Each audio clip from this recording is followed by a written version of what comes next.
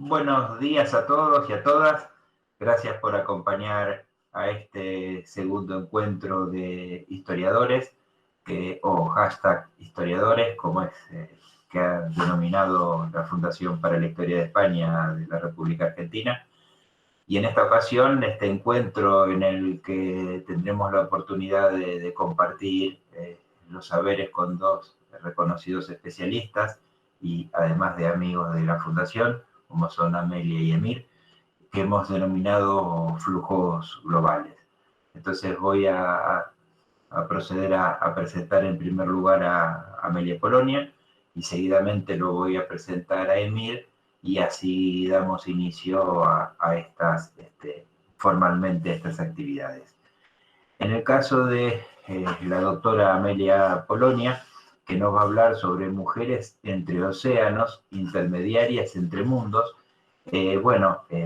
Amelia Polonia participa y desarrolla sus actividades en la Universidad de Porto, en Portugal. Es catedrática del Departamento de Historia, Estudios Políticos e Internacionales de la Facultad de Letras de la Universidad de Porto y coordinadora científica del Centro Transdisciplinar Cultura, Espacio y Memoria. Es directora de la maestría en estudios africanos de dicha Universidad de Oporto y además es la coordinadora, responsable, directora de un gran número de programas y proyectos de alcance internacional, europeo, africano, asiático, etc. Como representante de la Universidad de Porto, ella participa también en grupos de intercambio y sus grupos de intercambio siempre con temas vinculados al mundo atlántico, al mundo africano, a la modernidad.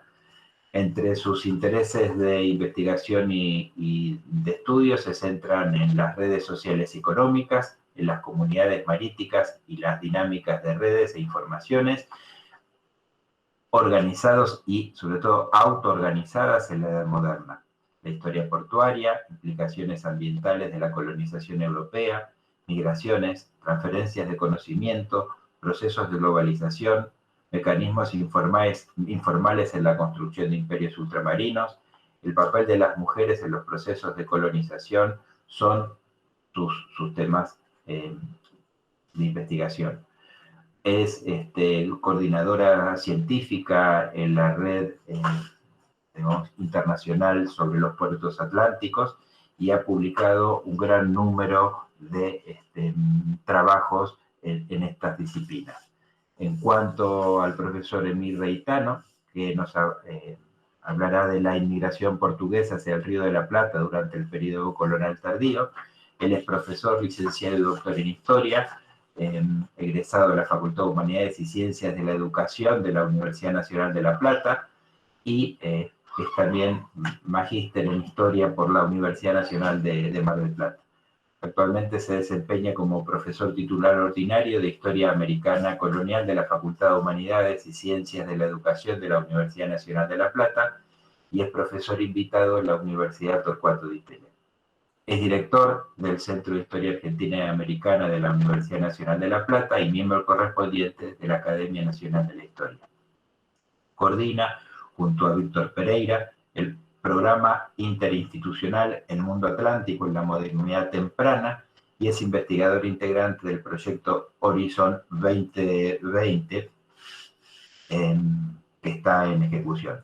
Dentro de su producción académica se destaca el libro La inmigración antes de la inmigración, los portugueses de Buenos Aires en vísperas de la Revolución de Mayo, y ha editado junto a Alejandra Maile el libro Pensar Portugal, reflexiones sobre el legado cultural del mundo luso en Sudamérica, y junto a Paulo Posimay, Hombres, Poder y Conflicto, estudios sobre la frontera colonial sudamericana y su crisis, y con Susana Truchuelo, las fronteras en el mundo atlántico.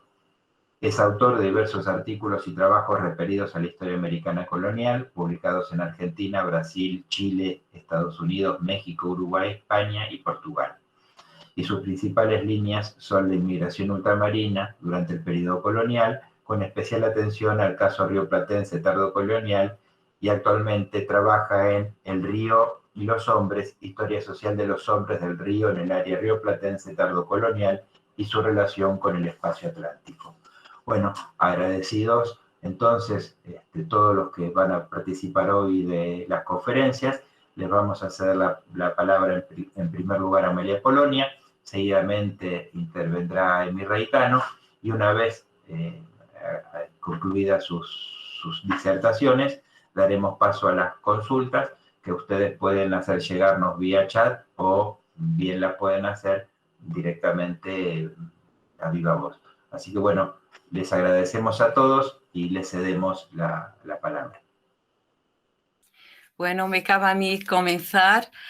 Después de un pequeño accidente en casa, me he quedado sin electricidad, pero espero que ahora no vuelva a acontecer. Es un placer para mí estar con vosotros en una más de las actividades que intentamos por todo mantener los contactos, las redes de colaboración en estos tiempos difíciles para todos, pero que tienen que hacer prueba de nuestra resistencia, resiliencia y creatividad. Entonces, es un placer enorme para mí. Muchas gracias por la invitación, que espero poder corresponder. Es un placer también compartir esta iniciativa con Emi Reitano, mi colega, que lo espero que continuemos futuras colaboraciones de esta naturaleza. Yo iré entonces a presentar, no sé si consiguen ver el PowerPoint. Lo he activado ya. Voy entonces a intentar continuar con el PowerPoint, pero ponerlo en full screen. Y bueno, un momento. Creo que no podré ponerlo en full screen porque así no veré el texto que voy a procurar seguirlo. Ahora mismo no estoy a verlos en la imagen, pero que me interrumpan, por favor, si hay algún problema de comprensión u otro que quieran partilhar conmigo. Bueno, el objetivo de esta contribución es analizar las interacciones establecidas entre el fenómeno de expansión marítima ultramarina portuguesa y el universo femenino. Siendo el fenómeno expansionista tradicionalmente visto como una dinámica protagonizada por hombres, queremos averiguar de qué modo este tema se articuló con el de la presencia femenina. Nos proponemos desarrollar este tema de una forma muy sintética en dos niveles. Primero, la presencia de la mujer portuguesa en el viaje marítimo en los nuevos espacios de fixación ultramarina y después las implicaciones de la ausencia masculina en la revisión y ampliación del desempeño femenino en sociedades marítimas, en el mundo del trabajo, de la economía y de la sociedad en general. Debatir la cuestión de las mujeres que parten implica detenernos en un tópico que es central en los pocos estudios que se han dedicado a esta temática, el de la relación femenina con el viaje marítimo ultramarina, única vía de acceso a los nuevos espacios de asentamiento y colonización. Entre estas mujeres se impone una clara distinción entre las que parten con el consentimiento del poder establecido o impulsionadas por él y las que lo hacen clandestinamente.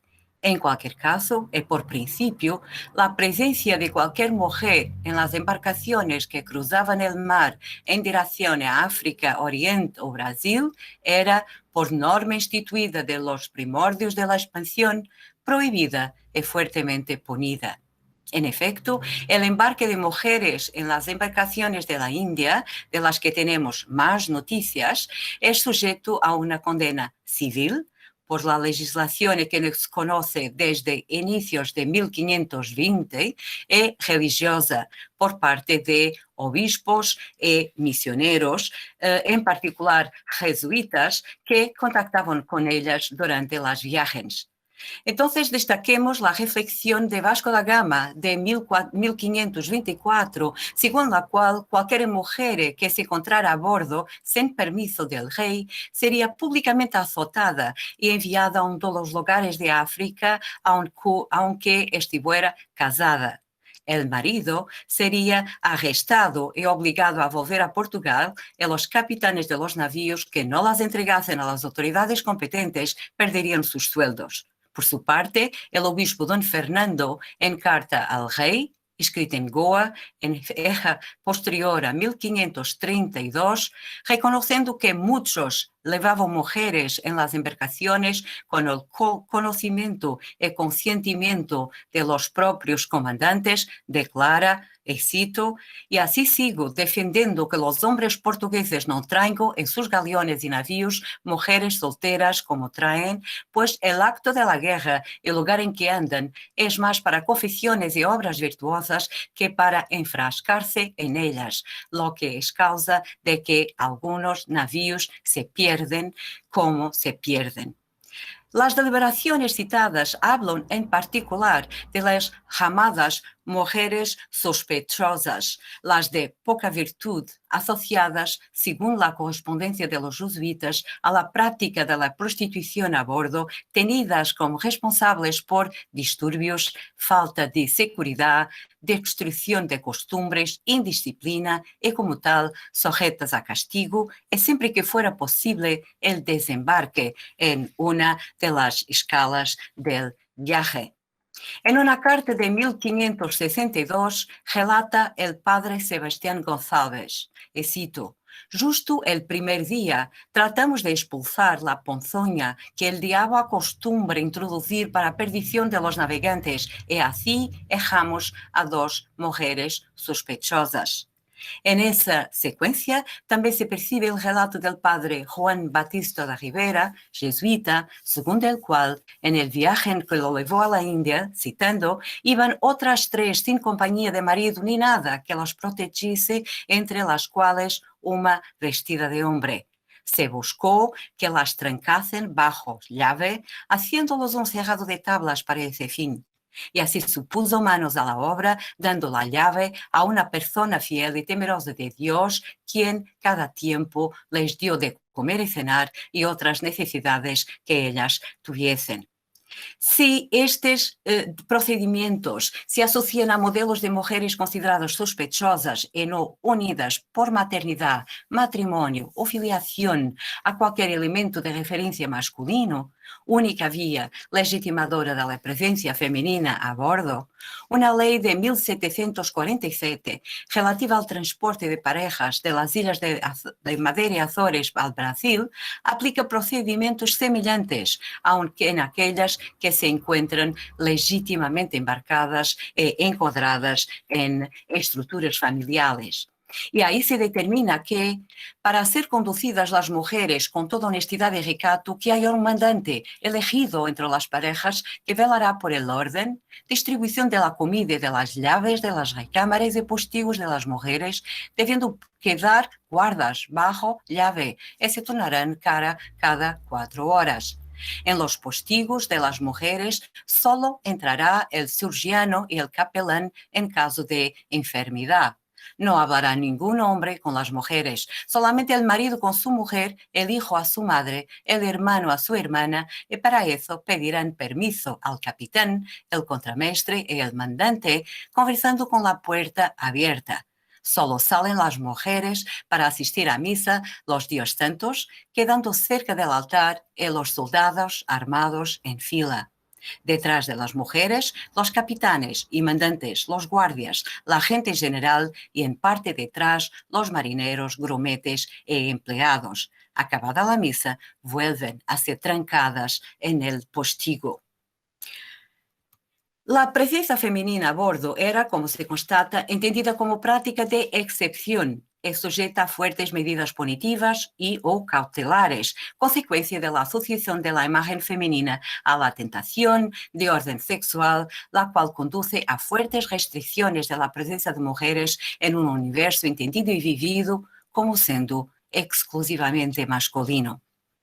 Aunque no sea posible analizar esa presencia, en términos numéricos y percentuales, tanto por falta de documentación como por la práctica de sus registros, como por la predominante clandestinidad, creemos que se puede afirmar que la presencia de mujeres a bordo fue minoritaria, tenida como excepcional y contraproducente, pero constante. Tanto más que su acción como colonizadores depende del previo viaje ultramarino. Cuestionémonos a continuación sobre las que llegan a esos otros mundos y sobre los papeles que ahí desempeñaban. En verdad, mujeres europeas estuvieron presentes en los espacios ultramarinos colonizados por los portugueses desde los primeros tiempos y su presencia fue mucho más notoria de lo que nos hace creer la mayor parte de la literatura. En efecto, la producción de registros orientados por criterios predominantemente patriarcales, donde la mujer no es institucionalmente notada, sino cuando es, desde el punto de vista descriptivo, absolutamente indispensable, se revela como un eje histórico más influente en la invisibilidad femenina en esos contextos que por completo escamotea el valor social, económico, familiar y institucional de la mujer portuguesa en esos universos. Algunos cuadros, figuras y dinámicas sobresalen, sin embargo, en la oscuridad global. El trazo, por ventura, más sobresaliente en una visión de conjunto es el que la presencia de la mujer portuguesa en la dinámica colonizadora varía considerablemente en función de los espacios de colonización.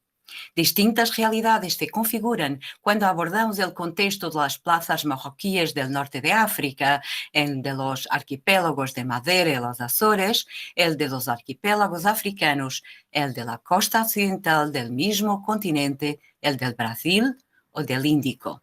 La distancia, los objetivos políticos e económicos a atingir, las condiciones climáticas y de salubridad interfieren de forma determinante en las estrategias seguidas y en las tendencias definidas.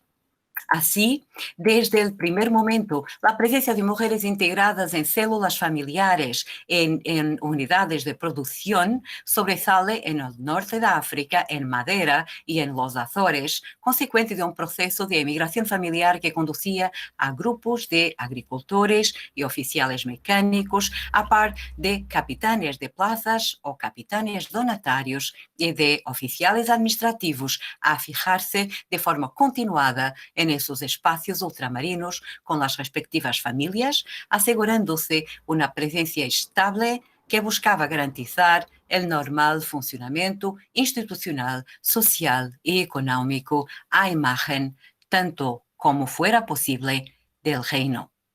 En la costa occidental africana, la realidad se reveló muy diversa.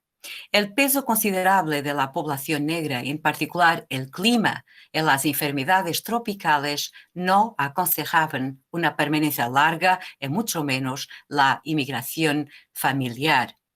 No obstante, esta tendencia general no era tan rara como nos deja creer la historiografía, aún en lugares considerados de alto riesgo como São Tomé y Angola. Así, en 1493, con Pedro Álvares Caminha, van a São Tomé un cerrajero y un sastre con sus respectivas familias, mientras que Angola, Monomopata, Zimbabue y Mozambique, desde mediados del siglo XVII, se incentiva también la emigración de parejas.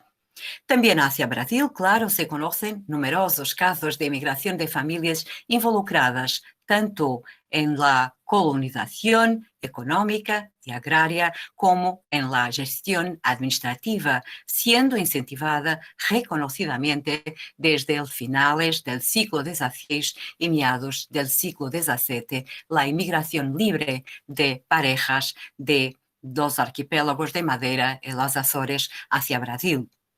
Si en el espacio de Oriente Índico la inmigración familiar de raíz se revela menos indiscutible, son en paralelo promovidos por la corona los matrimonios con mujeres enviadas del reino, de que hablaremos, por lo que la presencia de la mujer portuguesa se revela de igual modo notória, maiormente em Goa e outros núcleos urbanos significativos en Oriente. Todavía, nombrar la inmigración al exilio o a la fuga de los cristianos nuevos y gitanos, cuyas familias se constituyen en colonizadores de los nuevos territorios. En realidad, los procesos, la Inquisición de Goa y de Brasil evidencian a mediados del siglo XVI esta fuerte presencia de exilios familiares, siendo posible reconstituirse, en el caso de los cristianos nuevos, verdaderas genealogías de residentes en esos espacios ultramarinos.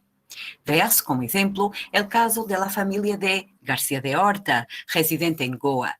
Este modo de colonización, unido a la inmigración familiar libre, forzada, orientada por el poder, conduce a la presencia en esos espacios ultramarinos de madres, esposas, hijas, en fin, de la figura femenina reconocida por el derecho instituido y por los códigos familiares.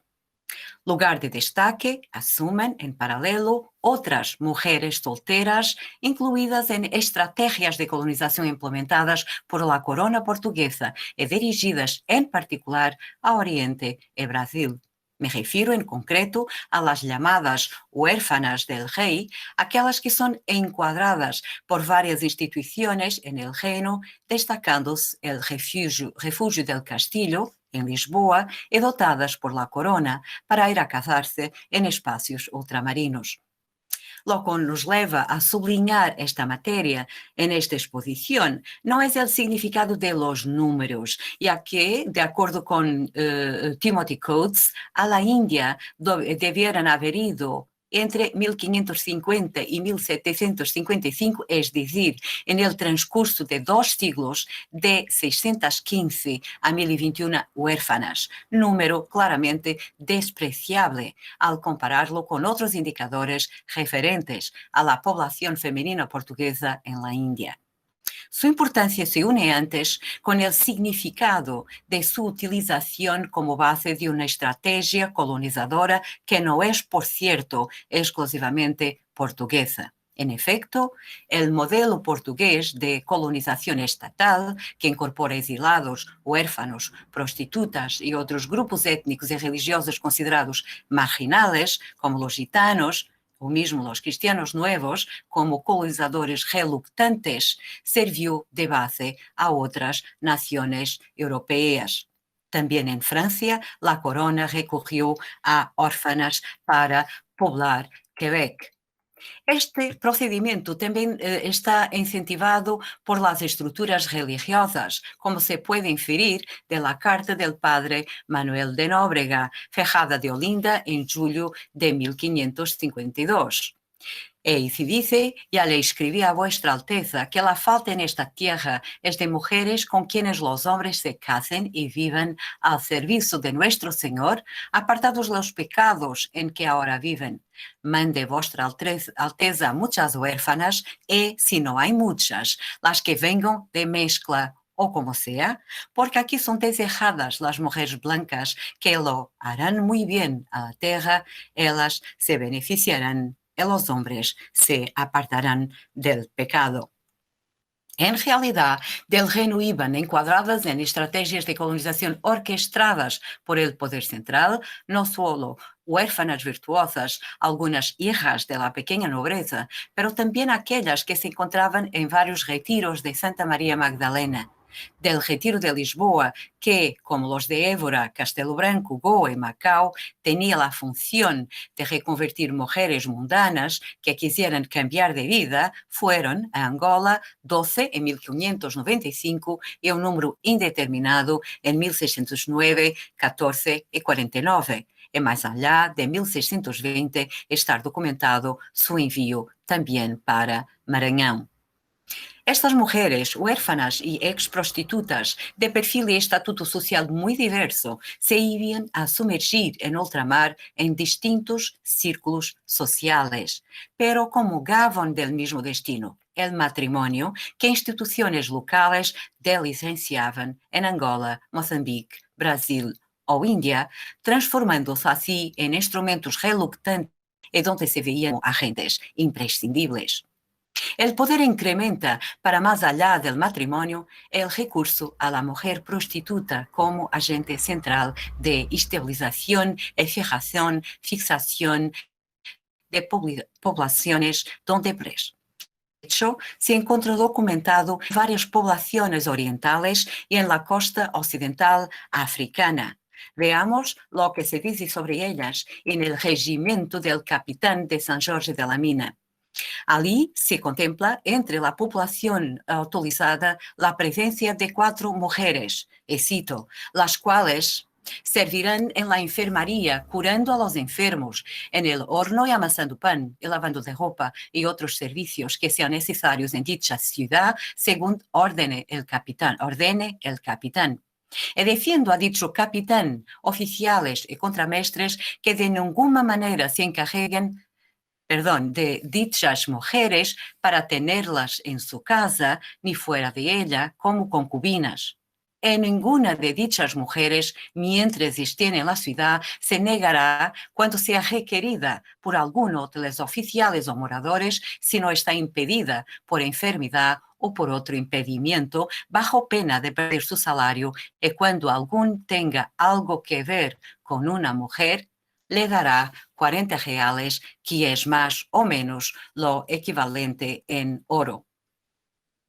La presencia de numerosas prostitutas en Santo Tomé, Oriente y Brasil es un fenómeno abundantemente ilustrado por la correspondencia de agentes religiosos, obispos o misioneros que con frecuencia requieren al rey la toma de medidas para morigeración de costumbres que resulten en iniciativas que pasan tanto por la punición de las mujeres prostitutas como por, con más frecuencia, su acantonamiento espacial. El propio rey utiliza a estas mujeres como colonizadoras forzadas al ordenar en 1570 el exilio hacia Santo Tomé de mujeres que incentivasen la prostitución en Lisboa.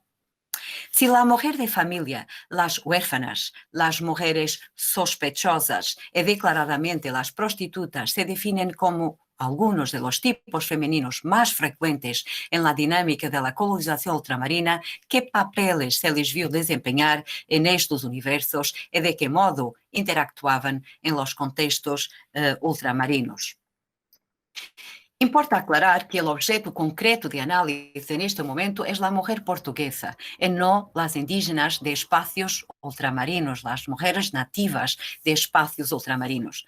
La mujer libre y no la esclava, grupos que, aunque no contemplados en la presente reflexión, desempeñaron papeles de igual modo determinantes, no solo en el sistema productivo, sino también en la organización social, en las estructuras, espacios ultramarinos sujetos a la presencia portuguesa. Basta que atentemos en el grado de mestizaje reconocido en las estrategias de colonización lusitana. Basta que recordemos una presencia colonial interactiva de donde resultaron las vastas comunidades lusitana hindú, en particular la lusitana goesa, lusitana africana y lusitana brasileña. En espacios como Cabo Verde, Santo Tomé, Angola y Brasil, se puede detectar en realidad una aparente menor rigidez de costumbres. Esas sociedades no dejan de ser dominadas por valores patriarcales, donde imposiciones legales, éticas y religiosas permanecen limitativas de los papeles e estatutos femeninos. En verdad, el enorme valor atribuido en estos espacios a la mujer blanca europea no parece haber conducido por norma a su valorización, su tratamiento. Testimonios contemporáneos prueban cómo eran retenidas las mujeres portuguesas en Cabo Verde, Santo Tomé o Angola en el estricto espacio doméstico, aisladas de la mirada de la gente, es cierto, pero también protegidas del calor y lluvia tropicales y de los mosquitos y enfermedades, lo que, si les restringía el universo vivencial, les aseguraba una mayor esperanza de vida de la que vendrían a disfrutar como mujeres viudas, pretendidas y adineradas. Estas perspectivas válidas para los estratos superiores de la población europea contrastan de algún modo con el protagonismo femenino que diversos relatos históricos providencian para el norte de África, el oriente o mismo en la costa occidental de África. Es, no obstante, tal vez en el espacio de Brasil colonial, que se detectan de forma más vehemente a través de registros oficiales, en particular de la correspondencia de los jesuitas, algunas mujeres que en la vida administrativa, económica y militar desempeñaron papeles de relevancia. Entre los hechos más notables para el periodo que nos preocupa más, el siglo XVI y XVII, citemos a la dona Ana Pimentel, quien sustituye a su marido Martín Afonso de Sousa en el gobierno de la Capitanía de San Vicente, donde es nombrada en 1538 por 10 años. A dona Brites de Albuquerque, gobernadora de Pernambuco, después de la muerte de su marido, Duarte Coelho, y posteriormente después del retorno de su hijo al reino. Citemos a dona Isabel de Lima, administradora de la Capitanía de Santo Amaro en el siglo XVII, dona Anda de Sande, dama de la reina, capitana donataria de Porto Seguro. Citemos, a título de ejemplo, el caso de dona Luzia de Andrade, una de las mujeres que poseía y exploraba molinos en Pernambuco, e invoquemos a las que administraban terrenos para obtener su completa propiedad en el régimen de Sas Marías.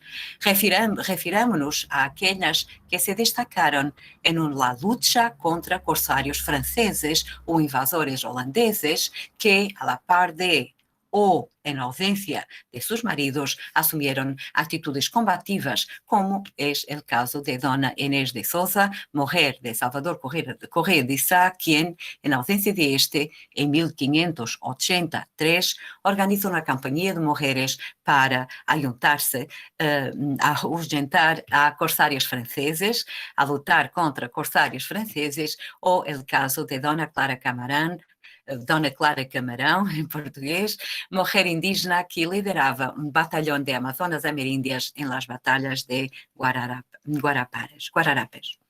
Nos referimos, es cierto, fundamentalmente a las dueñas, aquellas de quien reza la historia, y a aspectos individuales, lo que acentúa el carácter singular, por ventura excepcional, de los registros que mencionamos.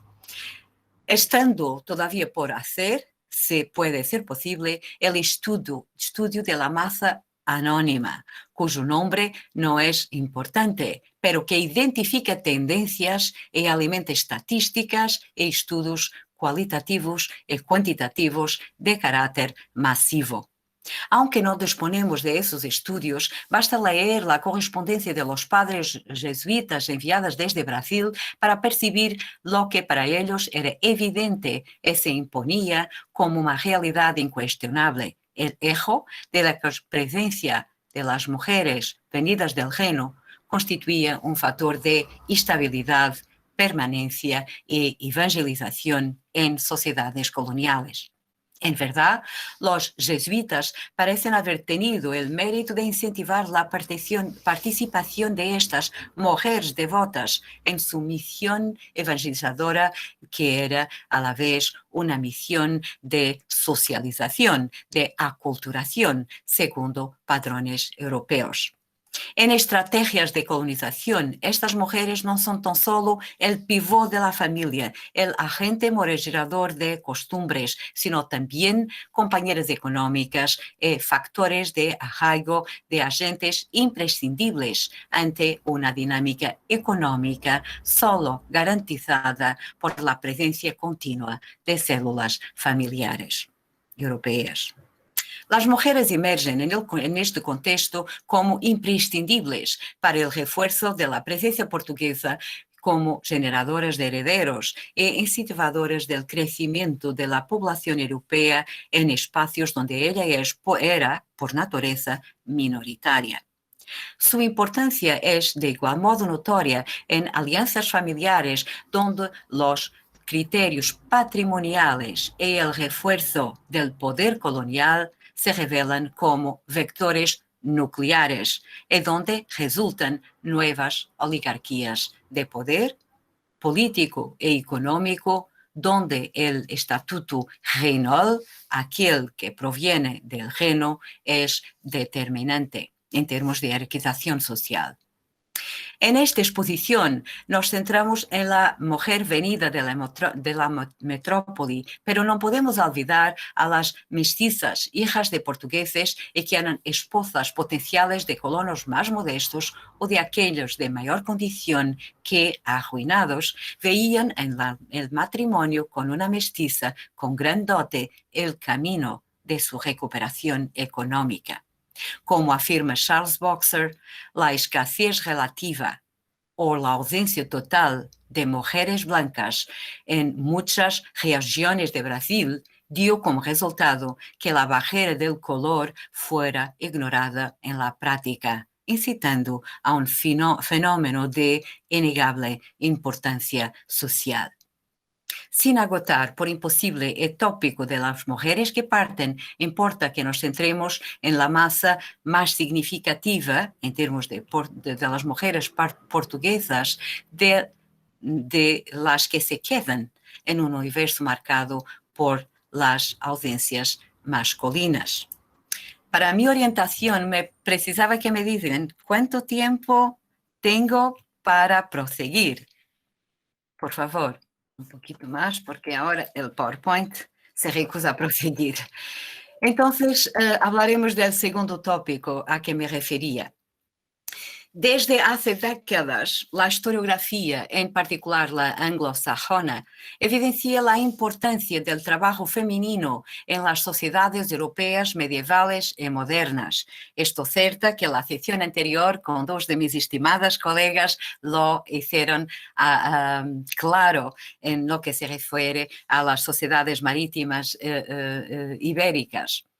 Bueno, a pesar del silencio de las fuentes que, organizadas según criterios de raíz patriarcal, disimulan la presencia de la mano de obra femenina en el mundo del trabajo, y a pesar de la realidad indiscutible de que la costumbre, la ley y la religión tienden a limitar la oportunidad de la mujer en estas sociedades, la historiografía contemporánea ha probado en los últimos decenios que la posición femenina en el mundo del trabajo no ha sido marginal, como transmiten los testimonios de la época. Aquí mismo. En resumen, esta tesis apunta el eje de que el aumento del protagonismo femenino en el mundo del trabajo estaba asociado con la permanencia de sex ratios favorables a las mujeres en determinado tiempo y lugar, lo que les atribuye destacados papeles en el mundo del trabajo. Digo de otro modo, cuando la búsqueda de mano de obra se convierte en suficientemente aguda para lanzar a las mujeres en el mundo del trabajo, la respuesta femenina a las oportunidades económicas, la respuesta femenina a las oportunidades y necesidades del mundo de trabajo se manifiesta inversa a las perspectivas y expectativas tradicionales. Así, los papeles y respuesta femenina parecen haber sido más un producto de ecuaciones sociales y económicas que de imposiciones legales, éticas o estructurales. De acuerdo con este entendimiento, la tesis que aquí defendemos es la de que las particulares condiciones creadas por la expansión ultramarina portuguesa en los siglos XV y XVI no podrían dejar de afectar el universo profesional de la sociedad portuguesa moderna. Ellas habrían producido múltiples transformaciones en los papeles asumidos por las mujeres en el mundo del trabajo. El paralelismo con el siglo XX, el papel desarrollado por las mujeres durante la Segunda Guerra Mundial es claramente oportuno, lo creo, a reflexionar en este contexto. En lo contexto de la expansión portuguesa del siglo XVI, en el origen de este fenómeno de mayor participación de la mujer en el mundo del trabajo, está también la ausencia masculina y su consecuencia en la estructura demográfica, particularmente notoria en sociedades marítimas. El diagrama que presentamos pretende sintetizar nuestras convicciones en esta materia. En ellos señalamos dos tipos de correlaciones, las establecidas con las estructuras demográficas y aquellas relacionadas con dinámicas económicas. Las primeras destacan la relación existente entre la expansión ultramarina en la doble realidad de navegación e inmigración y la elevada proporción de la población urbana femenina resultante de la ausencia masculina. Bajas taxas de fecundidad, causadas por largos intervalos intergenésicos, matrimonios sin hijos, un grupo considerable de mujeres solteras y una tasa elevada de viudez precoz surgen como comprensibles resultados demográficos de esta realidad. Asimismo, la expansión ultramarina exige el implemento de industrias de soporte a la navegación, tais como la construcción naval, los talleres de fabricación de velas, cuerdas e industrias de alimentos, como son las conservas y la fabricación de galletas. La falta de mano de obra masculina, la búsqueda de mano de obra femenina, se transforma en un eje de relevancia económica. A la vez, el desarrollo interno de vilas y ciudades marítimas exige un número creciente de criados soportado por la migración femenina a partir del mundo rural circundante, así como el incremento de efectivos en el mundo de los oficios y del trato comercial garantizados por las mujeres que se quedan en un mundo de hombres que parten. En consecuencia, nos encontramos en estas sociedades marítimas con una cantidad claramente superior de mujeres en el mercado de trabajo. Como prueba de esta realidad, podemos referir el número de las que se encuentran involucradas en el mundo de los oficios y ocupaciones profesionales en Lisboa en los años 1550. El 37% y los 44% del total, de acuerdo respectivamente con las obras de Cristóvão Rodrigues de Oliveira y João Brandão. La proyección del trabajo femenino sucede no solo en las ciudades marítimas, sino también en el hinterland. Podemos atestiguar este eje particularmente en la industria de velas desarrollada por todo el norte de Portugal, incluidas las áreas rurales, en una dinámica económica donde los telares no es ya una actividad familiar y doméstica, sino que se encuentra unida a una dinámica industrial que busca la exportación de vela para las ferias europeas y para astilleros nacionales y ultramarinos. Y se presenta articulada con estrategias de mercado lideradas por negociantes de grosso trato. El mismo fenómeno es de igual modo testigo en la industria de la cuerda en Lisboa, ciudad donde las mujeres se encuentran registradas como fuerza de trabajo, y también en Ribatejo, área de fuerte desarrollo de la misma industria como soporte logístico a los astilleros de la Ribera de las Naus en Lisboa. Esta dinámica, con significado económico y social, también tiene proyecciones significativas en el contexto familiar y demográfico. En efecto, la creciente búsqueda de trabajo femenino y de participación económica faculta a las mujeres solteras y viudas mayores oportunidades de autosustento, estimulando tasas más bajas de matrimonio o de segundas nupcias, al mismo tiempo que promueve la contribución de la mujer casada en el rendimiento familiar y acentúa su participación en formas de control social. Defendemos, pues, la hipótesis que mientras que los acondicionamientos contextuales a que nos referimos se mantienen, e eso ocurre en Portugal, la participación femenina en la dinámica económica, mercado de trabajo incluido, y el papel en la sociedad son un hecho histórico en Portugal. Este cuadro nos da testimonio de estas bajas tasas de masculinidad cuando la comparamos entre los valores al nacimiento y al óbito, que se puede ver la grande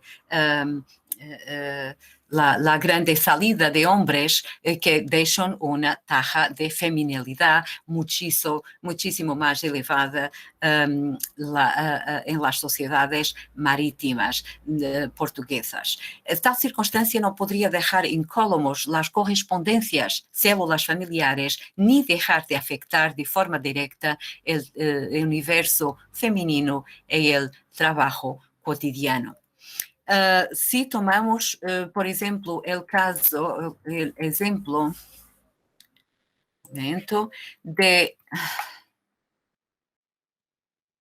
Se tomamos el ejemplo de Vila do Conde, la vila que é estudiado para el siglo XVI, ahora cidade, vemos que el peso de las mujeres en los impostos, arrolamientos de impuestos de CISA y de décima militar son muchísimo significativas. Aquí, por ejemplo, tenemos 43% de mujeres registradas como cabezas de familia, cabezas de casales en 1643, evidenciando una masiva salida de hombres. Todavía la tributación no es exactamente correspondiente a estos 43%, apenas corresponde cerca de 20% de tributación, lo que tiene también que ver con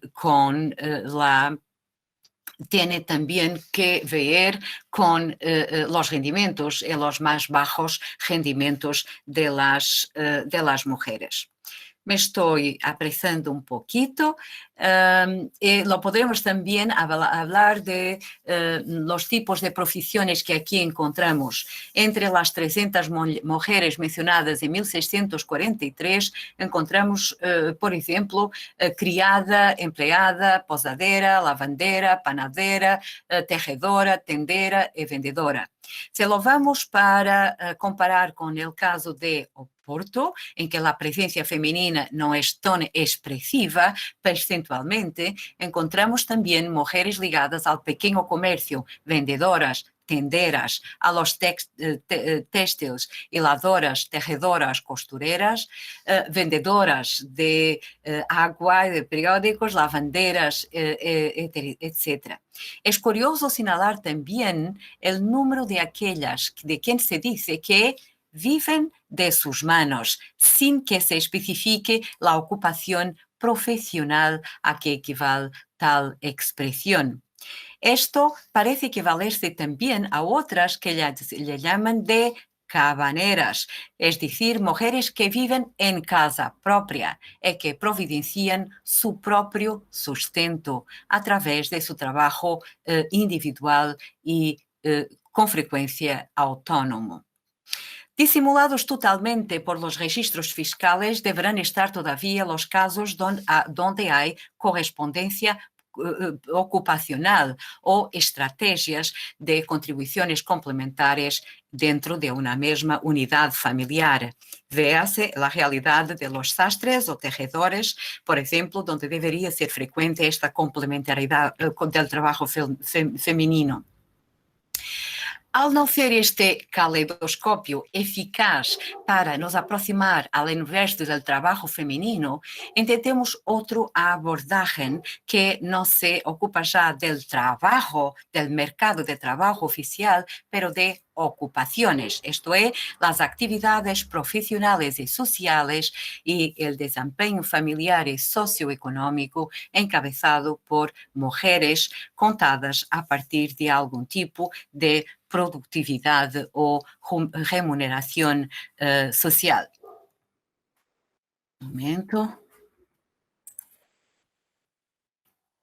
Lo que vimos aquí es la reproducción para el caso de Vila do Conde, basado en el estudio sistemático de 60 años de estudios de registros notariales entre 1560 y 1620, la presencia de estas mujeres en estos registros notariales, donde aparecen siendo responsables por cerca de 30% del total de los datos notariales. Y aquí lo vemos, la mujer surgiendo como agente económico, conectada con investimentos financieros, comercio, transacciones múltiples, cobranzas de dinero y de mercaderías, crédito, gestión naval, contratación naval, en el dominio económico, pero también tienen muchas tareas de naturaleza social, como por ejemplo ser tutoras de sus hijos o nietos, ser dotadoras, procediendo a alforrías de esclavos, administración de capelas, resgate de cativos, responsables por intervenciones judiciales significativas. Si lo olhamos del punto de vista del estado civil de estas mujeres, lo verificamos como esperado, que 63% son viudas, pero también tenemos un número muy significativo de mujeres casadas, 31%, lo que evidencia que no solamente la viudez atribuye estos papeles destacados a estas mujeres. Este quadro, que não vamos descrever ou avaliar de forma detida, nos mostra também como se distribuem esses papeles por las áreas de sociedade, justiça, administração, economia. E como lo podemos ver, mais de 70% de estes atos em que estão involucradas as mulheres como diretas responsáveis por esta vitalidade económica estão diretamente relacionadas con los atos de naturaleza económica. En concreto, lo procuro seguir del texto, cerca de 74% de estos atos son de naturaleza económica y tienen las mujeres como principales protagonistas. Si queremos saber quién son estas mujeres, pues como frecuentemente se surgen asociadas a las profesiones de hombres, maridos, hijos, hermanos, entonces podemos ver a través de las relaciones familiares que claramente son las mujeres de los mariantes, mestres, pilotos, de los náuticos y también de los mercaderes que asumen las porcentajes más significativas, más de 80%, lo que nos lleva de nuevo a confirmar la idea de que la expansión, el comercio ultramarino, las navegaciones, la inmigración, el trato ultramarino son responsables por traer estas mujeres para a frente de combate, lo podremos decir, que para mantener una regularidad en las sociedades donde se quedan. Si lo tomamos de una otra perspectiva, pero trabajando aún con el mismo cuerpo documental, los actos notariales, percebemos también que son en grande predominancia los hábitos en el ultramar, las ausencias masculinas y la viudez precoce muchas veces, pero también los negocios en curso, lo que son los más responsables por estas participaciones femeninas. En todo caso, las vemos ser denominadas de mercaderas, las vemos a tratar de negocios de gran vulto, las vemos también a ser prestamistas envolvidas directamente en el crédito. Las vemos a tratar de construcción naval, por ejemplo, o entonces a través de procuraciones que pasan a hombres a gerir embarcaciones, fretamientos de embarcaciones. Bueno, Del refuerzo de extensión del desempeño social de las mujeres se origina de forma inevitable la necesidad de una mayor preparación y habilitación para intervenir en el universo público de forma autónoma. La asignatura de actos públicos hecha de motu propio y sin necesidad de recurrir a intermediarios se revela así esencial. Esta cuestión está directamente articulada con la da autorrepresentación de estas mujeres y su ascensión de formas de poder y autoridad. De los 1.200 casos que constituyen nuestra base de datos relativa a mujeres que participan en los actos notariales, cerca de 16% asinan sus nombres. No pretendemos probar que estas son en su totalidad mujeres alfabetizadas y, insisto, subrayo que están no creo que sean en su totalidad mujeres alfabetizadas que saben leer y escribir, que disponen de una.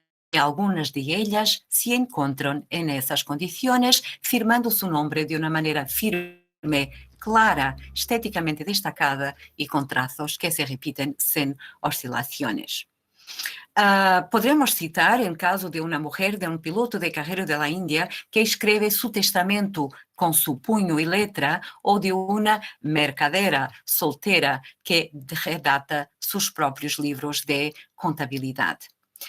Bueno, estos datos y estos porcentajes se refieren a Vila do Conde, que tienen algunas características muy específicas, hasta por la pequeñez del núcleo urbano marítimo. Era una vila con tendencia a estar despoblada de su población masculina, de donde prevalecen de forma notoria las actividades de transporte y comercio marítimo, una vila de un universo económico dominado por el capital circulante, imbuido de una mentalidad y mecanismos capitalistas, aunque de pequeña escala, y a un mundo de negocios donde predomina el pequeño y medio comercio de compañías, donde participan las propias mujeres como depositarias de cuotas en sociedades comerciales o como inversoras en contratos de pérdida o ganancia. Eso nos lleva precisamente a cuestionar por fin esta última reflexión, que no lo sabemos hasta qué punto este modelo, esta representatividad es idéntica para todas las sociedades marítimas, comunidades marítimas portuguesas o mesmo europeas. Há mucha bibliografía, como lo saben, relativa a los Países Bajos, a Flandres particularmente, a Francia, a Inglaterra, que comprueban esta vitalidad de la participación femenina. Entonces, esta es una tendencia que está comprobada también, pero tenemos también que cuestionarnos hasta qué punto la dimensión, el perfil del núcleo urbano en que nos referimos interfiere en la funcionalidad de este modelo. Alain Cabantus defiende la idea que cuanto más pequeño y más marítimo, estrictamente marítimo es el núcleo, mayor expresividad tiene esta presencia femenina en esta comunidad. Y por aquí me quedo. Muy grata por vuestra atención. Gracias, Amelia, por tu participación y por haber compartido con nosotros esta tan fundada conferencia. Y ahora entonces le vamos a dar el paso a Emir Reitán. Bueno, muchas gracias. Gracias, Gerardo. Gracias, Amelia, también, porque ha sido sumamente interesante tu propuesta de trabajo, muy erudita y muy bien fundamentada.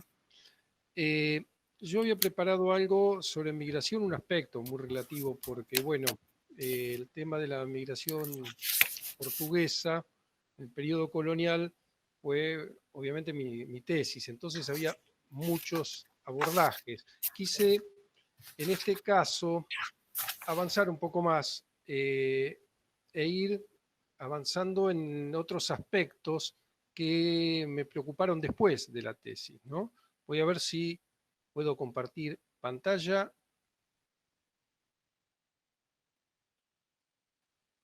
A ver. ¿Ahí se ve? Perfecto. Bueno. Y sí, como les decía, me interesaba más que nada hablar de lo que vino después, ¿no? O las cuestiones que vinieron después, que es la comparativa con otros extranjeros también. ¿Por qué digo esto? Bueno, por dos cuestiones. En primer lugar, los portugueses estuvieron siempre en el Río de la Plata. La presencia de los portugueses desde la fundación misma, de la segunda fundación de Buenos Aires en 1580, es constante y sobre todo su presencia en el siglo XVII es intensa, ¿no? Es intensa porque están en todos los intersticios de la sociedad. En el XVIII la sociedad se complejiza, se diluye y sobre todo en la segunda mitad del siglo XVIII, cuando Buenos Aires comienza a tener un crecimiento único, podríamos decir, para una sociedad hispanoamericana, aquí empiezan a entrar otros extranjeros a jugar y otros factores y la ciudad cambia, ¿no? Cambia en todos sus aspectos, porque de golpe convertirse en capital virreinal la lleva a tener un cambio edilicio, estructural, burocrático, que obliga a que la ciudad se transforme precisamente en una capital virreinal, pero también una gran demanda de mano de obra para todo. Y en eso, bueno, la presencia portuguesa también es muy fuerte, pero aparecen otros actores aquí. A su vez, Buenos Aires, o el área rioplatense, es un espacio de frontera, es un espacio de frontera múltiple. Y una frontera, en primer lugar, con el imperio portugués, y eso hace que la fundación de la Colonia del Sacramento, en la orilla superior del Río de la Plata, también sea un factor de presencia constante de portugueses en la región. Esto no significa que esta frontera establezca una línea rígida de división, todo lo contrario, ¿no? Vemos constantemente yendo y viniendo comercio, contrabando y relaciones de estos individuos, ¿no? En los cuales las tramas políticas y económicas están totalmente interrelacionadas. Hasta que, bueno, en 1777, con el paso de la colonia a manos definitivas españolas, transforme esta presencia y legitime que estos portugueses se queden en el Río de la Plata. La otra frontera es la frontera con el Indio, un poco más al sur de 100 kilómetros de Buenos Aires está el río Salado y esa frontera es una frontera natural con el espacio indígena, por lo menos durante todo el periodo colonial y parte del independiente. Y por otro lado, es una frontera fluvial. ¿Por qué? Porque Buenos Aires es un puerto que convive con dos tradiciones marineras. Una tradición fluvial, que es la que hace la ruta Buenos Aires-Asunción del Paraguay, con todos los puertos intermediarios en esa vía fluvial que comunica el interior, y una tradición marinera ultramarina, que es los navíos que de Buenos Aires, en vez de salir para el río, salen para el océano, la travesía oceánica. Entonces, también ahí hace que convivan dos tradiciones marineras muy distintas en que los portugueses encuentran fundamentalmente su actividad lucrativa de forma interesante, una buena manera de ganarse la vida, y también en ese aspecto permite que haya un crecimiento singular, único, también en el espacio marítimo, ¿no? Bueno, pero pareciera que los estudios migratorios en la Argentina fueran un tema exclusivo de la segunda mitad del siglo XIX para los historiadores y para los primeros años del XX, cuando la Argentina recibe su aluvión migratorio fundamental. Sin embargo, enfocar este estudio en el periodo tardocolonial puede ayudar a responder muchos interrogantes que todavía nos permiten analizar esta sociedad en la que encontramos muchas dudas en cuanto a su dimensión social. Se podrá decir que para 6.830 varones censados en 1810, como se ve en el cuadro, existan 2.167 españoles y apenas unos cuantos portugueses, sumando hombres y mujeres 597, puede llegar a ser poco representativo, porque los extranjeros representan el 8%, casi el 9% de la población masculina para esta época. Sin embargo, este fenómeno migratorio nos señala que esta no es una sociedad cerrada y que, a pesar de que los datos cuantitativos sean efímeros, nos interesan aspectos cualitativos en este caso, porque ellos nos muestran una ciudad en movimiento, donde van estos individuos trayendo viejos y nuevos oficios, otras costumbres y diferentes estilos de vida que provocan cambios en la sociedad que nos van a permitir entender también el cambio que se estaba gestando en esta parte del mundo. Los comienzos, como dije, fueron vertiginosos para Buenos Aires, sobre todo después de su crecimiento a comienzos del siglo XIX. Los comienzos del siglo XIX fueron traumáticos, podríamos decir, porque estuvieron enmarcados en una sucesión de acontecimientos en que la situación europea repercute de manera extraordinaria. El haber logrado promover un movimiento político contra los invasores británicos revolucionó a toda la comunidad rioplatense y abrió el camino hacia la transformación social y política de esta parte del Imperio Español, donde también el sistema colonial estaba demostrando síntomas de agotamiento. Pero hacia fines del siglo XVIII los conflictos internacionales ya habían comenzado a repercutir en las comunicaciones entre España y sus dominios ultramarinos, y así la corona española se ve obligada a implementar medidas de excepción en el Río de la Plata. Y estos cambios fueron favorables para los portugueses, y los mismos incrementaron su presencia en la región, profundizando lazos con los comerciantes del lugar, nexos que, a pesar de la contienda de 1801 entre ambas coronas peninsulares, conocida como la Guerra de las Naranjas, no destrabaron bajo ningún aspecto las relaciones y se cubrieron bajo formas pseudolegales o ilegales. Durante el periodo de 1777 y 1808, los portugueses de Buenos Aires se adecuaron y se reacomodaron a los diferentes acontecimientos que fueron sucediendo. Desde los comerciantes más destacados hasta los individuos de los sectores más desprotegidos continuaron arribando a Buenos Aires y actuaban normalmente dentro de sus actividades.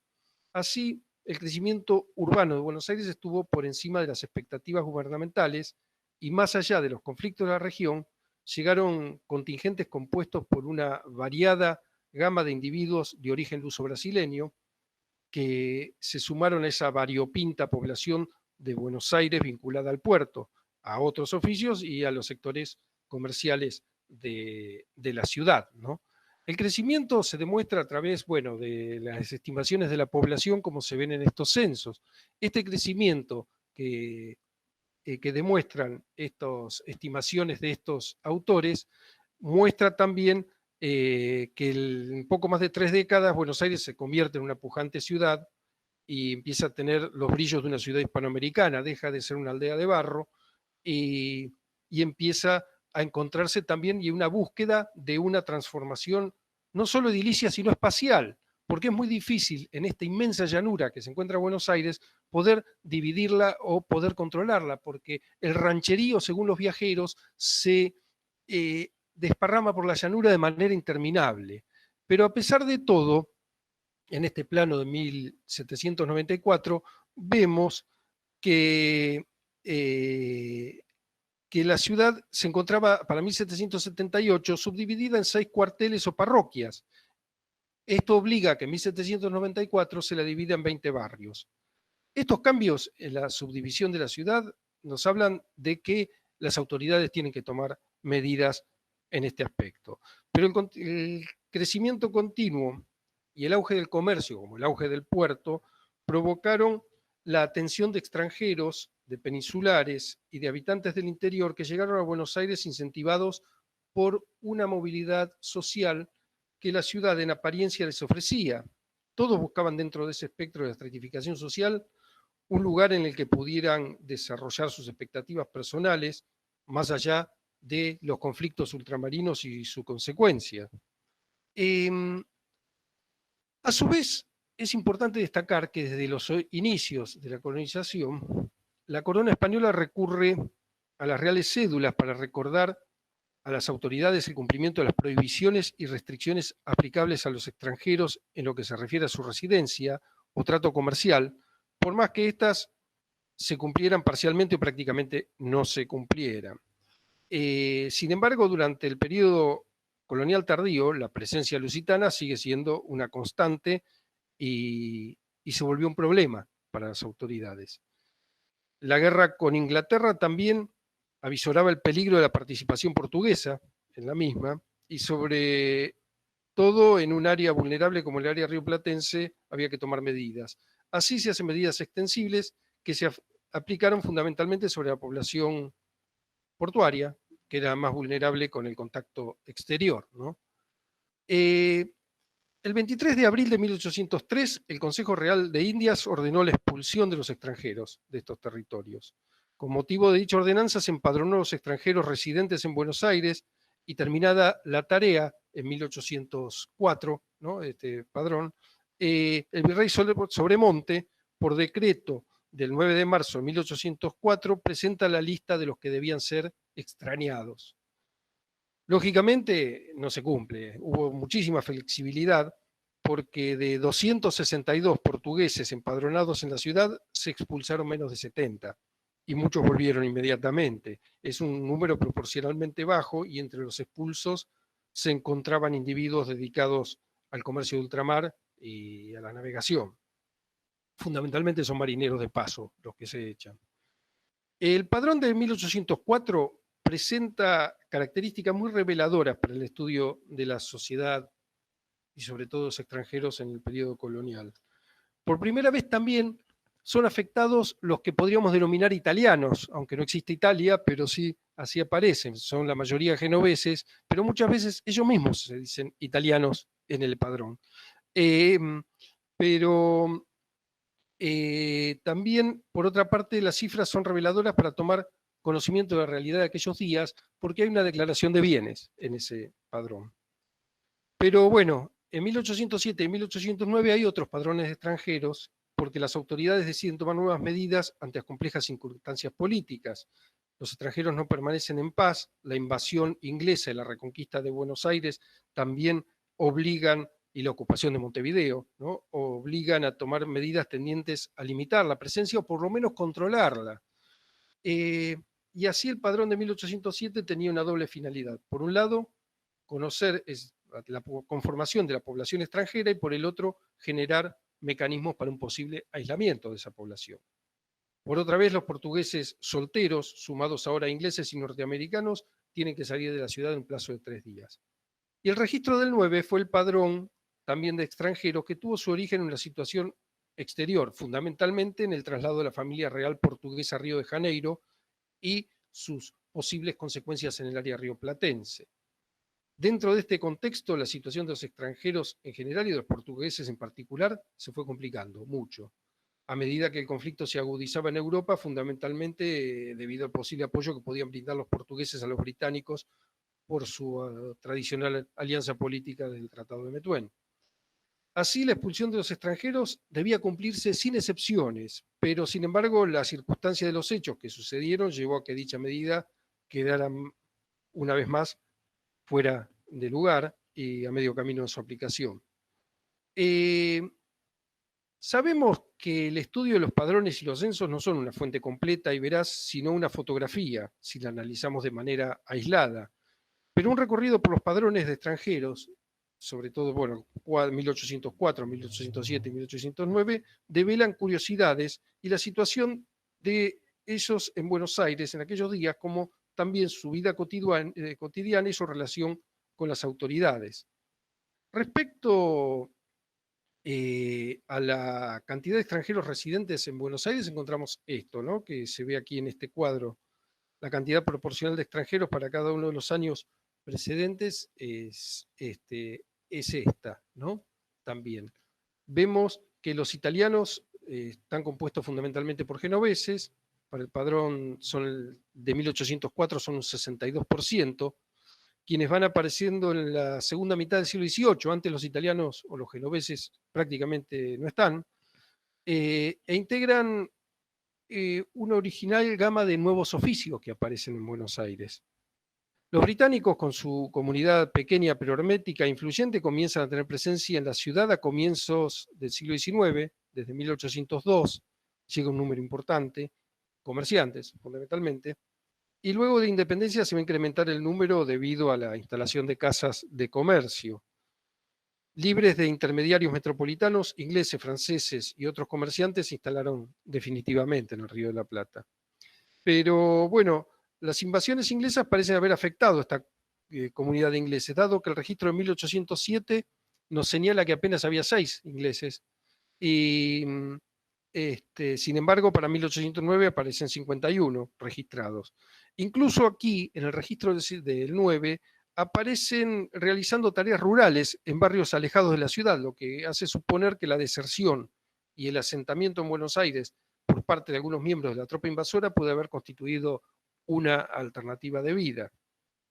Los franceses, bueno, son escasos, pero su situación generó también algunas situaciones curiosas en Buenos Aires, sobre todo, bueno, después de la Revolución Francesa y sobre todo cuando Liniers se haga cargo de la defensa, ocupación y gobierne Buenos Aires. Los extranjeros en Buenos Aires no tienen barrios, se distribuyen de una forma muy variada e irregular. Si vemos los barrios, ya que es un grupo, el grupo migratorio ultramarino no se vincula de una forma, incluso sectores bajos y sectores altos conviven en las barriadas. Buenos Aires es una ciudad mestiza, podríamos decir, en ese aspecto. Hay una excepción de algunos franceses que se concentran en el cuartel número 13, que aparece ahí marcado en amarillo, que de los 54 franceses, 18 vivían en ese cuartel. El resto se encontraba disperso por la ciudad. Pero si tomamos como referencia de los 20 cuarteles, algunos así distantes unos de otros, el cuartel quinto, por ejemplo, frente al río y próximo a Riachuelo, había 42 portugueses, casi todos ocupados en oficio de mar, calafates, carpinteros de ribera, marineros y toneleros, 3 italianos, 3 irlandeses y un inglés, y 4 norteamericanos.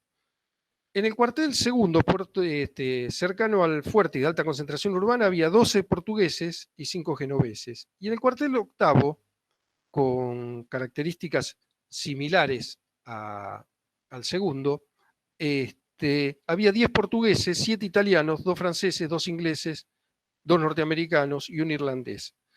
Y en los cuarteles ya suburbanos, como el cuartel 19, había 5 portugueses, 7 genoveses, un francés y un inglés, todos dedicados a tareas rurales, ¿no?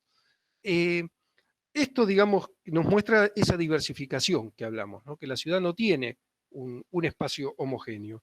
Y los portugueses siguieron siendo el grupo más importante de extranjeros durante todo el periodo colonial, y aunque disminuye su cantidad, su influencia se deja sentir.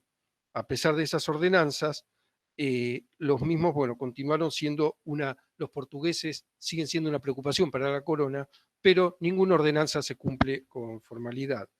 En cuanto a los oficios y ocupaciones, hay que tener en cuenta algo, ¿no? Que a pesar de la situación política jurídica adversa, ¿qué motivos llevaban a los extranjeros a instalarse en Buenos Aires aún durante el periodo colonial tardío, durante la primera década del siglo XIX, ¿no? Bueno, hay algo muy lógico, que es que hacia la década posterior a la creación del virreinato se incrementa el costo de vida en Buenos Aires debido al crecimiento de la población. Por otra parte, es un periodo en el cual las demandas de mano de obra asociadas a la expansión comercial y a la explosión de la construcción urbana empujaron los salarios con mayor velocidad que los precios que se pagaban por los bienes de consumo, pero esa imagen mítica de buen trabajo y buenos salarios va a seguir, ¿no? Pero es cierto que entre 1780 y 1790 los integrantes de los sectores bajos de Buenos Aires gozaron de mejoras en su bienestar material. Muchos varones jóvenes ingresan a las actividades calificadas, incrementando el aumento de negocios mayoristas y minoristas, y por más que la inflación reduzca los salarios al final del periodo colonial, Buenos Aires continúa siendo un polo de atracción para muchos jóvenes portugueses incentivados por un ascenso económico y mayor movilidad social. Esta migración joven es obviamente una migración masculina, prácticamente no hay mujeres migrantes, hay muy pocas, Y estos jóvenes, generalmente en una forma de integrarse, también lo que hacen es buscar en matrimonio, los que pueden, los que llegan a los sectores medios y altos, comerciantes fundamentalmente, buscar en matrimonio la hija de un portugués, ¿no? Así lo encontramos en los registros matrimoniales, es muy frecuente esto, que los portugueses de Buenos Aires casen a sus hijas con migrantes portugueses con posibilidades de ascenso. En los sectores bajos no, en los sectores bajos hay matrimonios mestizos por excelencia. Incluso hay un caso curioso de un zapatero portugués, Manuel Duarte, que en el padrón de 1804 figura, natural de Guimarães, Manuel Duarte, zapatero portugués, casado con Parda. Y en el padrón del 7 dice Manuel Duarte, zapatero portugués, Pardo. Directamente el censista lo baja de categoría étnica porque, bueno, está vinculado más al sector en el cual se vincula un zapatero portugués y sin bienes casado con una parda, ¿no? Entonces, esas situaciones también son frecuentes a tener en cuenta. Pero bueno, el aprendizaje de un oficio ofrece la posibilidad que un individuo puede llegar consigo mismo dentro de la estrategia migratoria, aunque muchas veces el aprendizaje del oficio no estaba a la disposición de cualquiera. Hay una gran cantidad de oficios, como dije, menos nobles y ocupaciones menores que prácticamente no exigen preparación alguna.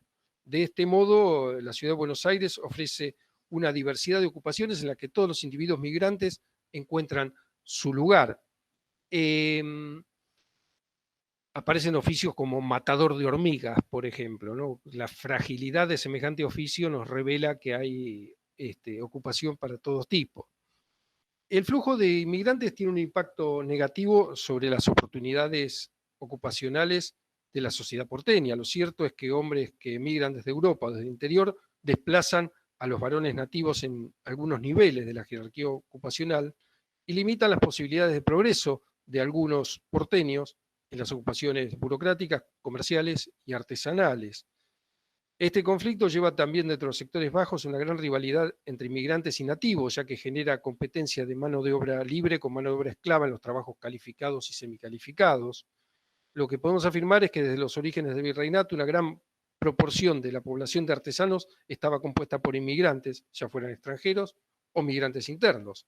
Y de acuerdo con los datos censales que poseemos, los portugueses que aparecen en el registro de extranjeros de 1804 estaban distribuidos de acuerdo a la ocupación de esta siguiente manera que estamos viendo allí.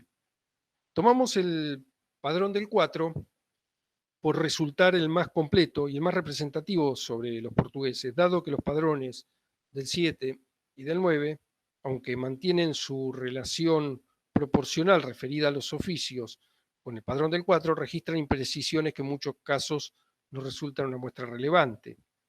Y encontramos, bueno, que muchas nacionalidades se inclinan a algunas tareas. En el caso de los portugueses, una gran mayoría se dedica a las tareas portuarias. Encontramos carpinteros de ribera, calafates, patrones de lancha, pilotos y marineros que constituyen el 20% del padrón. Lo sucede en importancia el oficio de zapateros, sastres, comerciantes, quinteros y labradores, junto a un número considerable de mozos, aprendices y ayudantes. Los artesanos en sí constituyen el grupo más numeroso de las ocupaciones de los portugueses, llegando su número a 76 y siendo el porcentaje más elevado, o sea, el 29% del padrón. Y aquí nos vemos, bueno, una comunidad portuguesa integrada a la vida cotidiana de Buenos Aires, aunque la tendencia hacia los oficios de mar demuestra una inclinación de ellos por el trabajo de puerto. Suman 19 los carpinteros de ribera y calafates, y como el trabajo marino, 22 en total son los pilotos, marineros, capitanes y patrones. Debemos tener en cuenta estos cambios acaecidos en Buenos Aires, en los cuales entre 1780 y 1804 el puerto de Buenos Aires crece de una manera infernal, es grandísimo el tráfico de barcos es abrumador y esto para sus abastecimientos y el trabajo que genera un puerto activo hace que los portugueses vean posibilidades, ¿no? Porque en 1780 el padrón de artesanos de Vertis decía que había 23 calafates españoles y uno solo portugués, y esto se invierte prácticamente para 1804.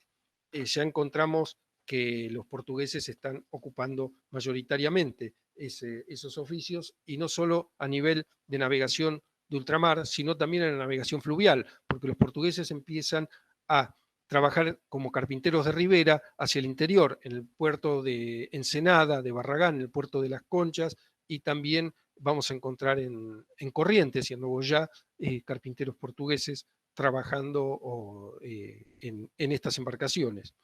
Hay otros, bueno, más allá del movimiento de estos oficios de mar que la ciudad les ofrece a los portugueses, hay una gran cantidad de trabajadores diversificada en otros aspectos.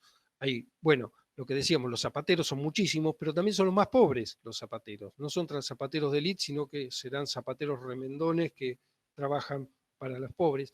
Y aunque los zapateros, como el caso de Manuel Duarte, que acabo de decir, también no solo son los más pobres, sino que por ahí lo único que tienen son las herramientas de su trabajo, y algunos poseen esclavos, 1 o 2 esclavos que viven y conviven con su propietario, que es este zapatero pobre que alquila un cuarto en la ciudad de Buenos Aires, ¿no?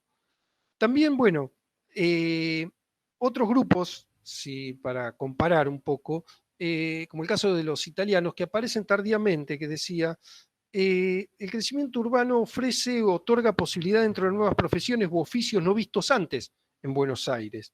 Y no aparecían los italianos, los genoveses, no aparecían en los padrones con anterioridad. Para fines del periodo colonial, estos italianos censados concentraban en Buenos Aires oficios que podríamos llamar de la alimentación, porque aparecen fabricantes de fideos, cafeteros, confiteros, fabricantes de chocolate, y esto nos lleva a reformularnos algunas ideas preconcebidas para una ciudad que imaginábamos pobre en sus aspectos culinarios y en la que se consumía mucho más que asado y mate. Y sin embargo, bueno, también son muy diversificados en sus respectivas ocupaciones los italianos, ¿no? Hay mucho quintero, labrador, hortelano, una comunidad también que es importante. Pero bueno, también hay mucho quintero, labrador y hortelano dentro de los portugueses debido al importante sector de la población que se dedica a las tareas rurales, ¿no? El caso de los franceses es mucho más acotado, también se diversifica, pero son muy pocos, como podemos ver, aparecen unos ahí cada tantos. Es sabido que el oficio más importante de los franceses habían sido los maestros panaderos que aparecen en Buenos Aires en el siglo XVIII y en pequeña escala, pero también aquí aparece también maestros de primeras letras, uno de ellos se presenta como intérprete de la lengua francesa y ambos tienen residencia estable en Buenos Aires y aunque no encontramos en otros grupos no significa que no los haya habido. Y como decía, también se concentran en un solo cuartel, nunca constituyeron un núcleo sólido de inmigrantes durante el periodo colonial y su presencia se hace visible obviamente después de la independencia. El caso más relevante es un conflicto que hubo con los franceses en 1761 por la fabricación de pan, con el Cabildo de Buenos Aires, y después, bueno, con la Revolución Francesa, a partir de 1789, los franceses empiezan a ser observados y la figura de Santiago de Liniers traslada la problemática a la corona directamente, ¿no? Bueno, también entre los portugueses aparecen libreros y médicos, ¿no? Hay algunos médicos harto conocidos que no me quería referir tanto a eso por una cuestión de tiempo, pero para ir también terminando, resulta singular que esta situación diversificada en los aspectos políticos y sociales de Buenos Aires, las nuevas circunstancias políticas van a dar lugar a una problemática diferente y novedosa en la ciudad, y los habitantes de ella no pueden permanecer ajenos. La crisis en la que se sumergió el mundo europeo con la invasión napoleónica a la península trajo políticas traumáticas y consecuencias lógicas e inevitables que modificaron la situación de la ciudad, una ciudad ultramarina, y su vulnerabilidad resultó clara, digamos, por su posición geográfica dentro del espacio atlántico, y lo demostraron las invasiones. El traslado de la familia real portuguesa a Río de Janeiro fue otro de los motivos de alerta para la región, y en todos estos casos los grupos de portugueses residentes en la ciudad fueron objetos de control y observación por parte de la corona. Sin embargo, los padrones y documentos contemporáneos a los sucesos reflejan otra realidad, una realidad paralela, porque el arribo constante de portugueses y otras nacionalidades refleja un mundo en el cual todos encuentran un lugar adecuado. La inserción dentro del mercado de trabajo, los oficios y las artesanías nos permiten esbozar nuevas miradas sobre este Buenos Aires de la primera mitad del siglo XIX, ya que para estos individuos que buscan su lugar dentro de la sociedad, el impacto y el crecimiento urbano pareció ser una tentación superior al impacto político de los sucesos previos a la Revolución de Mayo. Buenos Aires, como dije, se había constituido como un espacio de frontera desde sus orígenes, y de este modo los vínculos luso-españoles dentro de su dinámica fueron una constante. Luego de la fundación de la colonia del Sacramento, también el vínculo de la sociedad de frontera se consolida más todavía. Y para los portugueses, Buenos Aires constituía una alternativa más dentro del espacio atlántico en el litoral brasileño. Un portugués metropolitano veía en el siglo XVIII con los mismos ojos a Buenos Aires como el Río de Janeiro como alternativa migratoria. Esto lo refleja el crecimiento a fines del XVIII y a fines del XIX, no solo los padrones, lo reflejan los testamentos a los que no me he referido, los registros parroquiales y la justicia también, los expedientes judiciales también lo reflejan, ¿no? Es decir, que en esta situación se les podía permitir una vida mejor, con mejores salarios, y su pertenencia a una colonia distinta, como era la corona española, era una circunstancia relativa, y para ello las relaciones hispano-lusitanas se dieron de manera particular en el interior. Así, los individuos habitantes de este espacio percibían la realidad de frontera como lo cotidiano, más allá de las relaciones políticas entre ambas coronas y sus consecuencias. Y esto es un factor fundamental para la llegada constante de estos portugueses metropolitanos de todos los sectores sociales al Río de la Plata. También vemos que este cambio de hábitos es la vía de ascenso para algunos individuos, como va a ser la fuerza militar luego de la revolución.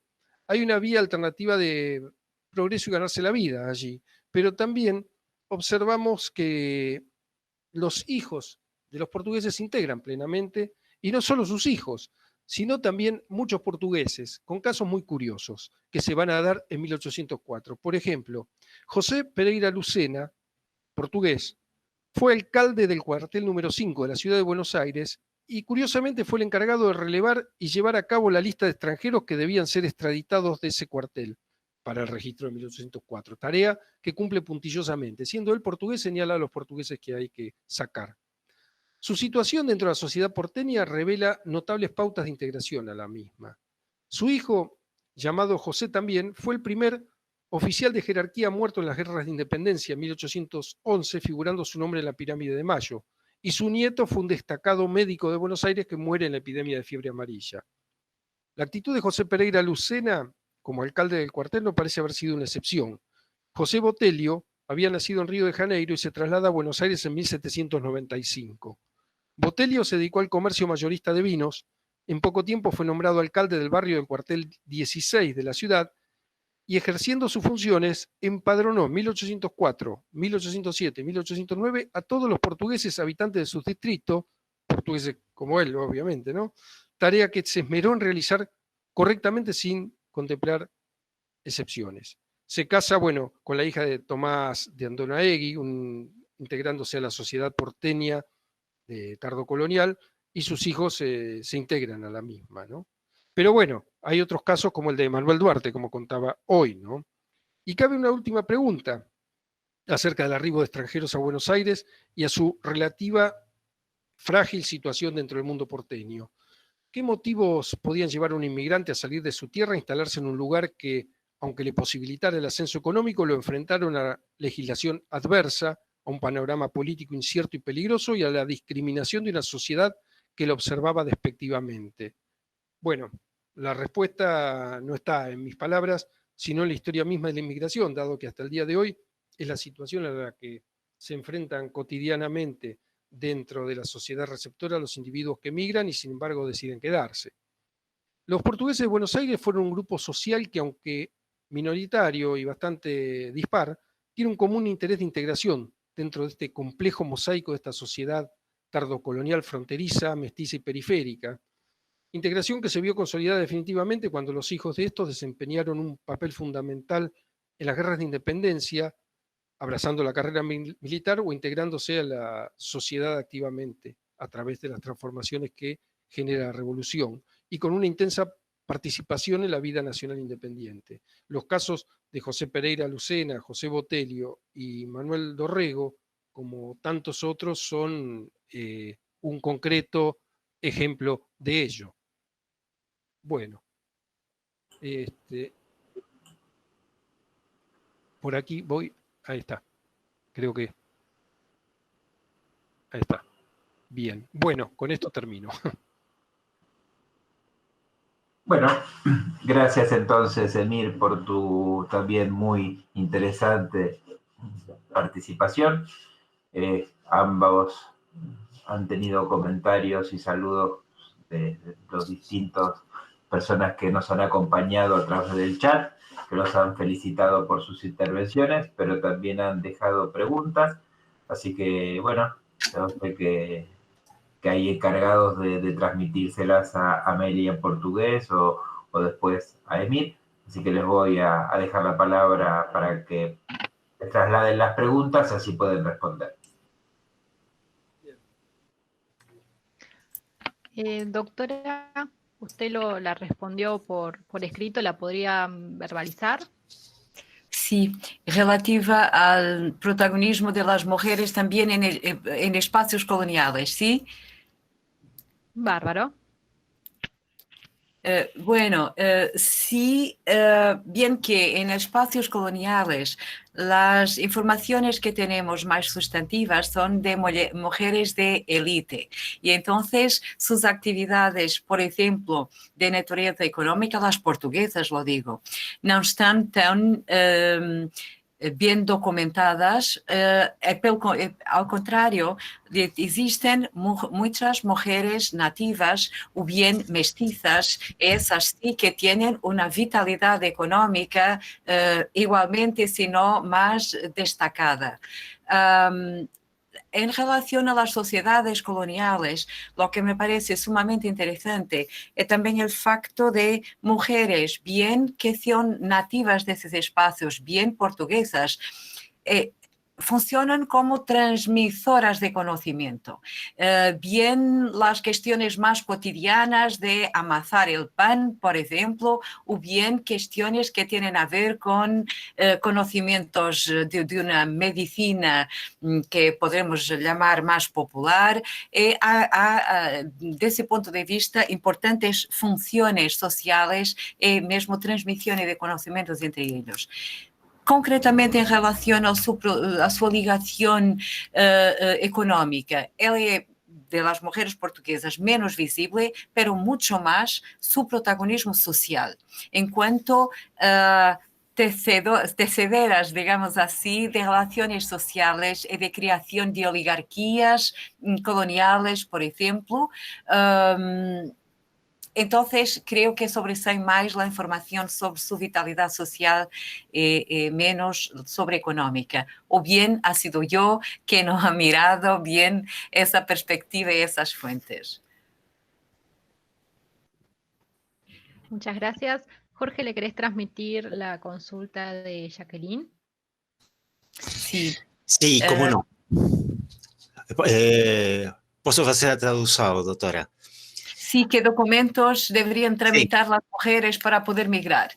Bien, eso es muy interesante porque al contrario del caso español, en que tenemos procesos de inmigración con solicitaciones, con peticiones y documentos, no los hay en el caso portugués. Es porque la mayor parte de las políticas de las coronas en relación a la inmigración ultramarina son claramente distintas en el caso portugués y en el caso español.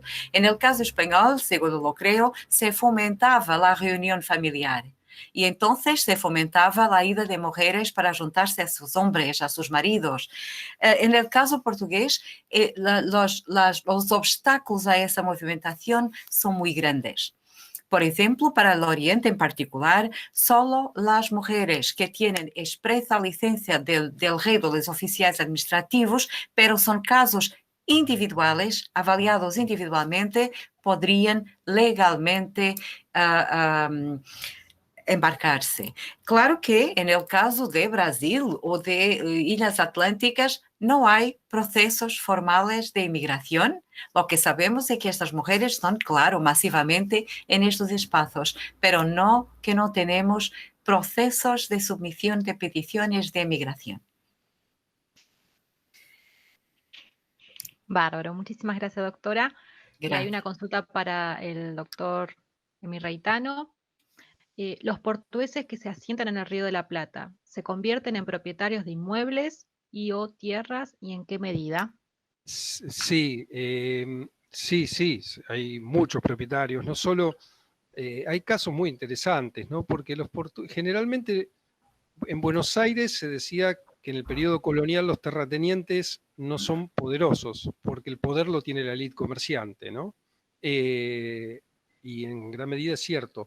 Pero los comerciantes portugueses son los únicos que invierten en tierra, ¿no? El caso de Antonio Rivero de los Santos, bueno, Pereira Lucena mismo, que lo nombré, son individuos que diversifican su capital e invierten, tienen no solo controlan el comercio y gran parte del contrabando, sino también que invierten en campos, en tierras, ¿no? La estancia de los portugueses de Rivero de los Santos es muy interesante porque la trabajan todos los que trabajan en estancias coloniales, porque cuando él muere, sus hijos del primer matrimonio y del segundo litigan entre ellos y la sucesión es un conflicto inmenso.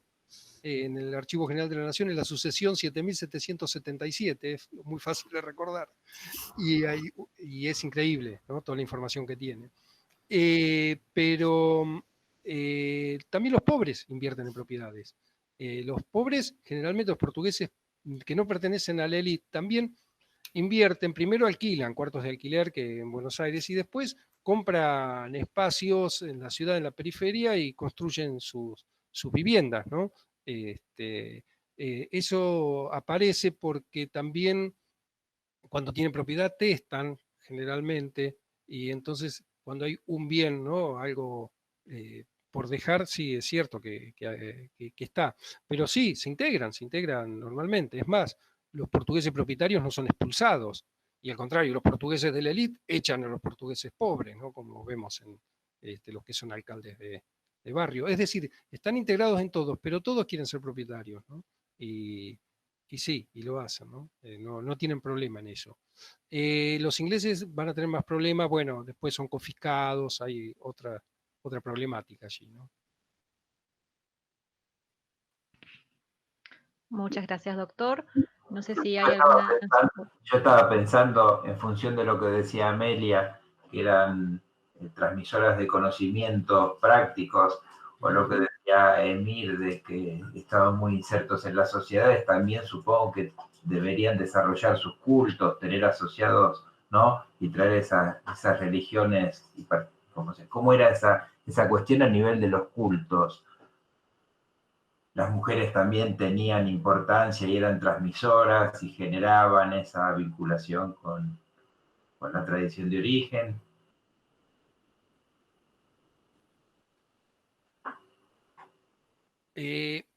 ¿Respondo yo?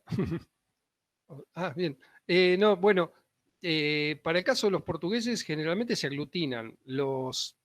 Prefieren alguna hermandad tercera, los de la élite, y los de los sectores bajos van a las cofradías, ¿no? Eso es así. Pero no hay una cofradía que aglutine a los portugueses, por ejemplo. Los portugueses se aglutinan a las cofradías, los portugueses pobres, de acuerdo a sus oficios, ¿no? A San Eloy van los plateros o la que fuera. Es decir, no hay un grupo de portugueses con una cofradía propia. Están totalmente diversificados. Y lo mismo pasa con las hermandades terceras. Por ahí encontramos la de San Francisco, que es la más numerosa y es a la que quieren pertenecer. Y ahí sí hay vinculación, es decir, hay muchos portugueses, pero hay de todo, no es que es una cofradía o una hermandad tercera de los portugueses, pero sí se establecen vínculos en los cuales pueden aparecer alianzas matrimoniales casamientos de los hijos, ¿no? Tranquilamente en esas relaciones, ¿no? Eso es... Hay una cosa muy interesante de las redes, que bueno, no la traté por una cuestión de tiempo, yo trabajé en la tesis, pero cómo se van casando unos con otros, ¿no? Sobre todo lo que decía hoy, esta migración joven y masculina, que es más o menos un candidato potable para la hija, ese elige una hija de un portugués, ¿no? Y se eligen también como padrinos, testigos de casamiento, padrinos de los hijos, en eso hay una vinculación grande, ¿no? Que a veces no tiene mucho que ver con la red comercial, ¿no?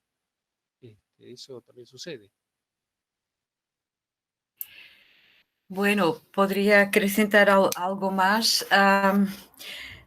Bueno, en dos dimensiones, tal vez. Una cuestión de culto de natureza de religiosa, por ejemplo, que es interesante porque, por ejemplo, en Oriente, que he estudiado, es cierto, más que Brasil y que América. En el Oriente, por ejemplo, tenemos los barrios, por ejemplo, Malaca, cuando es tomada por los holandeses y sucesivamente, siempre ha quedado un barrio de portugueses y también ubicados al culto del catolicismo, en la presencia, por ejemplo, de jesuitas, de misioneros jesuitas.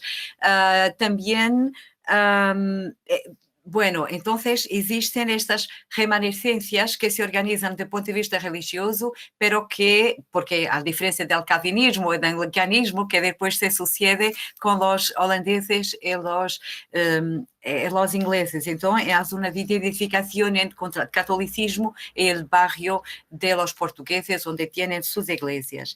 Pero, por ejemplo, en la costa de Malabar, en Goa, existe correspondencia, una vez más, de los misioneros que prohíbe las sociabilidades entre mujeres musulmanas y mujeres católicas.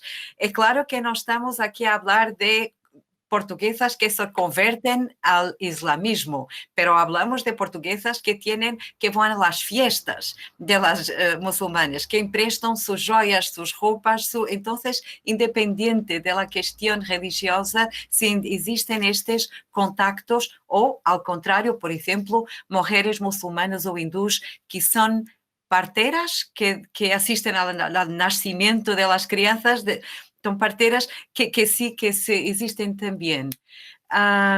Después tenemos, claro, las misericordias, que han sido transversales a todo el imperio portugués, pero que han sentido criterios de acomodación de otros grupos distintos. Por ejemplo, en Macao existía una gran abertura que también para mujeres chinas, que eran compañeras, si no mujeres o esposas, eran compañeras de los portugueses. Entonces, claro, sus hijas, las hijas de portugueses y mujeres chinas.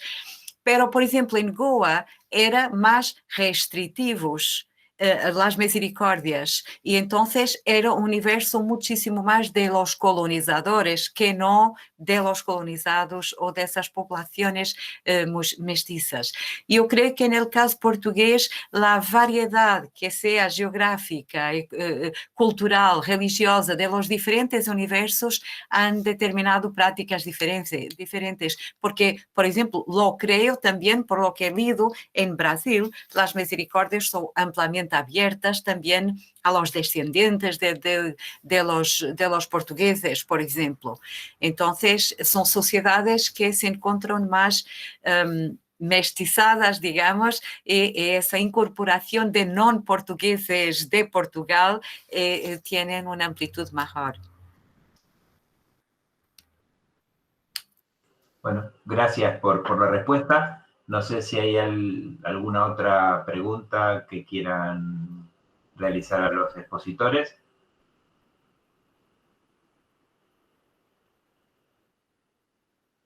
Si no, bueno, nuevamente agradecerles una vez más en nombre de la Fundación que hayan participado, primero aceptado esta invitación y después la participación.